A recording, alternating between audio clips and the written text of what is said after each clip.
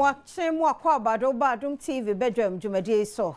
And you near the Adjo Baba, the Adu son near the Cassiane Brown, some no near to your Mubia Ubertini, Franca Tuninima, NDC, John Dramani Mahamad, and Sasha and Tiasian Pamwa. Watch Resa Batuano and Sembia Nasumji, and Wujina Ho Ede and Manon and Sembina no pay Medebro Adom TV Badwam Cassie, or share live on Facebook /Adom TV Extra Go TV. Aya 119 DSTV 280 ko YouTube Adom TV Tube kwa adomonline.com nsɛmwe ene nsɛmbebre so egumu ho medin de afia amankwa tamaklu afia ne de bienti sɛ de nsɛm ne nkyiremu etie NDC amanyoko Franca Tuni John Dramani Mahama elfre asumdue na ɔde ato Ghana fo nyina anim sɛ yɛnkoso ama asumdue eni hene ɛwo yɛ hyehyɛ ya yeguso ɛhyehyɛ sɛ na wɔtwe a edi yɛ ni mu no yɛbɛkɔ akɔto abayi mampani ne mrahye bedwafo Adom TV kase etwaso. I've come here today to place on record my personal commitment and that of my party, the National Democratic Congress, to the sustenance of Ghana's peace. At the very outset, let me indicate that we in the NDC remain eternally committed to the building of a peaceful and prosperous country in which the aspirations of all our people can be met. Our active participation in this event is an indication of its importance in the overall effort to guarantee peace and ensure the preservation of our nation in the aftermath of the upcoming elections. We cannot emphasize enough the importance of maintaining peace throughout this process, before, during, and after. Peace is the foundation upon which our democracy is built, and it is essential that we preserve it even during these critical times.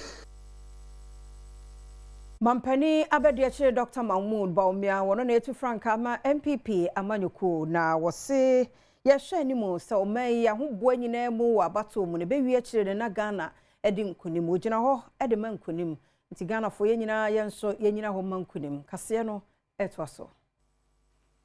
As we head into the December 2024 polls, the 9th presidential election in Ghana, 9 days from today, I am certain of two outcomes. Ghana will win and peace will reign.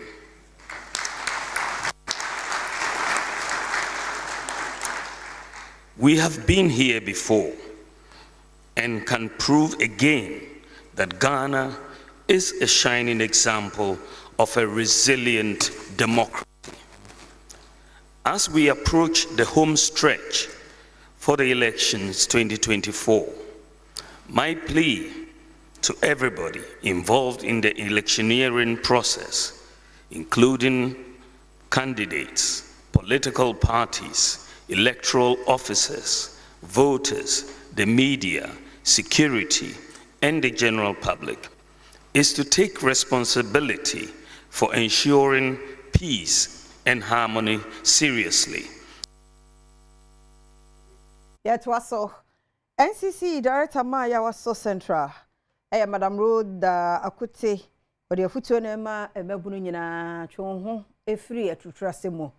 Emo obi mfasika fie bi medada nkoye ne ani kwanse oye titu we ahoboa mu ene da yeto aba ne yato aba wie emu nsem eni.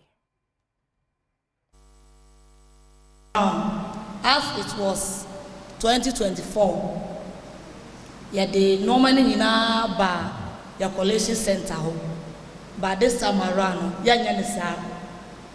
it's only the POs, the presiding officers, who will come to the collation centers to avoid that kind of crowd, the noisy and those kind. NCC Director War Ayawasu Central Mami Roda enso ede futuo ema Ghana fo efa abato ebekoso afiwe hunu. Ye nyina ye nipa baako. Ye nyina ye Ghana fo. Ye be amanyosem ebeto Ghana. Enu nti no ye besre se ye ma amanyosem emtiti ye ntem. Esan se wetimi wakame no emfa ye nkosi bebia nipa no obewi ni no Ghana no oba beboa ma nenya impuntu obi se ye fa benkuma na ye obi se ye fa nifa na ye nyina ye bebia nipa dodro no beto abana kɔ no na ye de abotre no ama nipa baako a ofri ho. Vice Presidential Candidate ma MPP Dr. Matthew Poku Prempe na wode to spare parts dealers also mazi animu se won to abano ma MPP Franka Tuni Dr. Mahmoud Bawumia na flat rate tax policy a opeso wode ba se nyame na dom no be from ampani adwa no a so mfaso no won na tonton spare parts no ebenya ne bum kase no etwaso se sa ka na wuja won chega mo chiso Yetiwa, and the friend of the president. It's a South African tax, and the LGBT alcohol on Colorado school free. The LGBT man went off for the attitude for free. The year can hear you, the year finally, the year slowly, the year school. If your tax is your tax, but we have my tax necessary to sell about some gross. There be any answer. The percent businessman now, the all the Jewish background are all fed by only you also had a Uchiya day one. And you said, I'm free China, remember in 3 months. They knew to me. So if you get one year, and what your credit to also say, said you we are say a corner nimono. Oh my Ghana, he will be to say Dr. Bawumia, obey Abua Ome. Say, one year to papa. Now I'm going to be out. Oh, no, no, floor, my bow, no, what's up here? What was Ghana? They say, Aminyano Sunadum TV Badwam Kasia na Hana Bema Kwina no pay a DSC. Asedan komon emreni adagye bibia odemaye. Wadaro me besa asre ose ma nonko so ana ha. Yemfa de bon krata no nto aso. Yekwaba.